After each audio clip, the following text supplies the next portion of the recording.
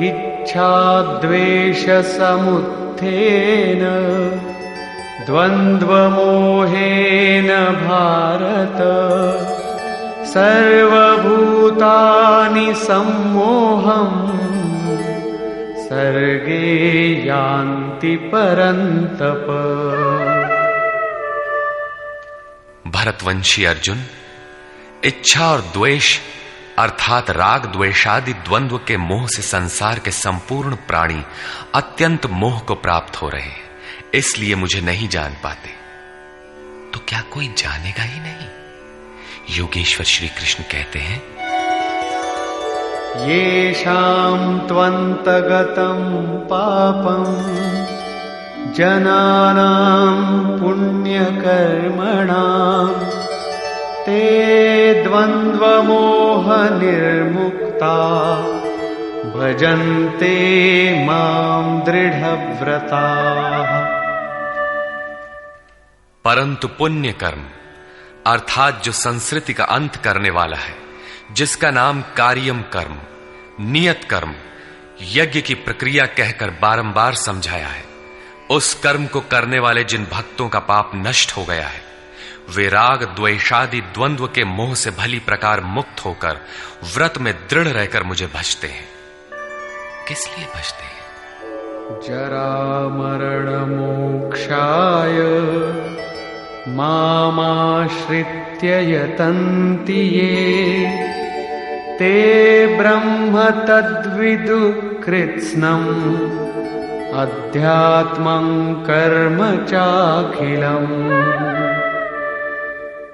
जो मेरी शरण होकर जरा और मरण से मुक्ति पाने के लिए प्रयत्न करते हैं, वे पुरुष उस ब्रह्म को, संपूर्ण अध्यात्म को और संपूर्ण कर्म को जानते हैं, और इसी क्रम में साधिभूताधिदैवं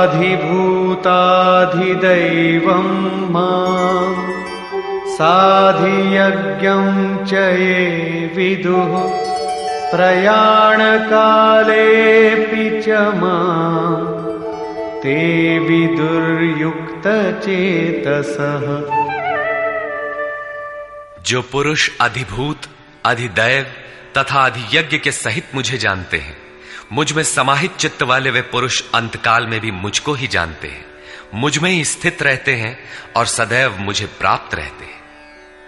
26वें 27वें श्लोक में उन्होंने कहा कि मुझे कोई नहीं जानता, क्योंकि वे मोहग्रस्त हैं, किंतु जो उस मोह से छूटने के लिए प्रयत्नशील हैं, वे संपूर्ण ब्रह्म, संपूर्ण अध्यात्म, संपूर्ण कर्म, संपूर्ण अधिभूत, संपूर्ण अधिदैव और संपूर्ण अधियज्ञ सहित मुझको जानते हैं, अर्थात इन सब का परिणाम मैं अर्थात सद्गुरु हूं। वही मुझे जानता है, ऐसा नहीं कि कोई नहीं जानता।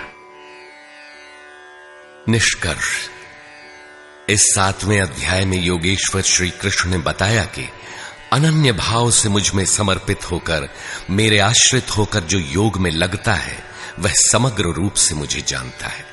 मुझे जानने के लिए हजारों में कोई विरला ही प्रयत्न करता है, और प्रयत्न करने वालों में विरला ही कोई जानता है। वह मुझे पिंड रूप में एक देशीय नहीं वरन सर्वत्र व्याप्त देखता है। 8 भेदों वाली मेरी जड़ प्रकृति है, और इसके अंतराल में जीव रूप मेरी चेतन प्रकृति है।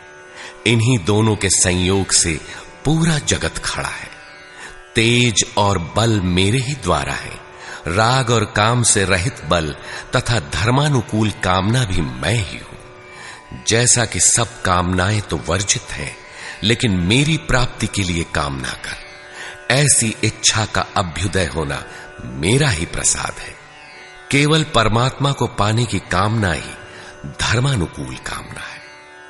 श्री कृष्ण ने बताया कि मैं तीनों गुणों से अतीत हूं, परम का स्पर्श करके परम भाव में स्थित हूं, किंतु भोगासक्त मूढ़ पुरुष सीधे मुझे न भजकर अन्य देवताओं की उपासना करते हैं, जबकि वहां देवता नाम का कोई है ही नहीं। पत्थर, पानी, पेड़, जिसको भी वे पूजना चाहते हैं, उसी में उनकी श्रद्धा को मैं ही पुष्ट करता हूं। उसकी आड़ में खड़ा होकर मैं ही फल देता हूं। क्योंकि न वहां कोई देवता है, न किसी देवता के पास कोई भोग ही है। लोग मुझे साधारण व्यक्ति समझकर नहीं बचते, क्योंकि मैं योग प्रक्रिया द्वारा ढांका हुआ हूं। अनुष्ठान करते करते योग माया का आवरण पार करने वाले ही मुझ शरीरधारी को भी अव्यक्त रूप में जानते हैं, अन्य स्थितियों में नहीं। मेरे भक्त 4 प्रकार के हैं: अर्थार्थी, आर्त, जिज्ञासु और ज्ञानी। चिंतन करते करते अनेक जन्मों के अंतिम जन्म में प्राप्ति वाला ज्ञानी मेरा ही स्वरूप है। अर्थात अनेक जन्मों से चिंतन करके उस भगवत स्वरूप को प्राप्त किया जाता है। राग द्वेष के मोह से आक्रांत मनुष्य मुझे कदापि नहीं जान सकते, किंतु राग द्वेष के मोह से रहित होकर जो नियत कर्म अर्थात जिसे संक्षेप में आराधना कह सकते हैं का चिंतन करते हुए जरा मरण से छूटने के लिए प्रयत्नशील हैं, वे पुरुष संपूर्ण रूप से मुझे जान लेते हैं। वे संपूर्ण ब्रह्म को, संपूर्ण आध्यात्म को, संपूर्ण अधिदैव को, संपूर्ण कर्म को और संपूर्ण यज्ञ के सहित मुझे जानते हैं। वे मुझ में प्रवेश करते हैं और अंतकाल में भी मुझको ही जानते हैं, अर्थात फिर कभी वे विस्मृत नहीं होते। इस अध्याय में परमात्मा की समग्र जानकारी का विवेचन है। अतः ओम तत्सदिति श्रीमद्भगवद्गीता सूपनिषत्सु ब्रह्म विद्यायाम योग शास्त्रे श्री कृष्णार्जुन संवादे समग्र बोधः नाम सप्तमोऽध्यायः। भगवद गीता के भाष्य यथार्थ गीता का 7वां अध्याय पूर्ण होता है। हरि ओम तत्सत। और का शेयर करो वीडियो और फॉलो करो, सब्सक्राइब करो।